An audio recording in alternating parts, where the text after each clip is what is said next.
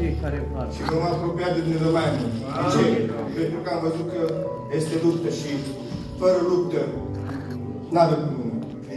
Dumnezeu să ne ajute să răstăm nepăsători.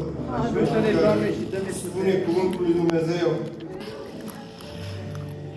în 1 Corinteni, capitolul 2, totuși ceea ce vă propovăduim noi printre cei desăvârșiți este o înțelepciune, dar nu a veacului acestuia, nici a fruntașului veacului acestuia care vor fi nimiciți. Vedeți? Ceea ce propovăduim noi, fruntaș și veacului acestuia și oamenii mari nu înțeles-o. Și Dumnezeu ne-a ales pe noi, oameni mici, să facă de rușine poate de multe ori pe cei mari.